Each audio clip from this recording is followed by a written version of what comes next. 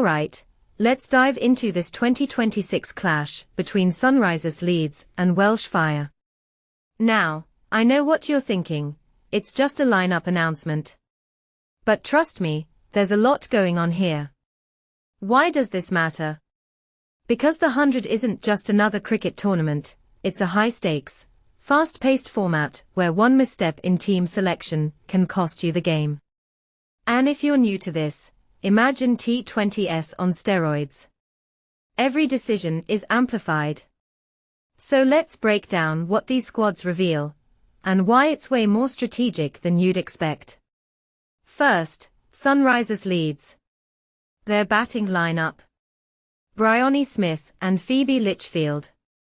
Now, Litchfield's only 21, but she's already got that fearless vibe. Personally, I think they're banking on her aggression to set the tone early.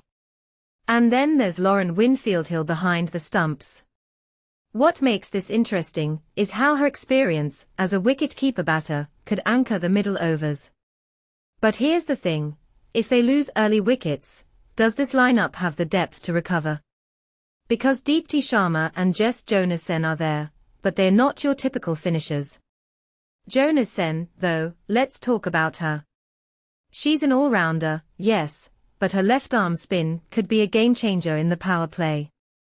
A detail I find fascinating is how they've stacked their attack with Cassidy McCarthy and Kate Cross. Both can bowl those awkward, skiddy lengths. But does that mean they're prioritizing containment over wickets? That's a risk in this format. Now, Welsh Fire's response. Georgia Wareham's captaincy. Bold move. She's a leg spinner, which is already a rarity in leadership roles.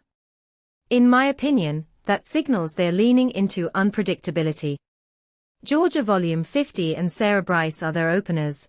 Voll's strike rate is consistently over 130 in T20s, which screams aggression first. But here's what many people don't realize. Freya Kemp at number 3. She's not just a batter, she can bowl handy medium pace.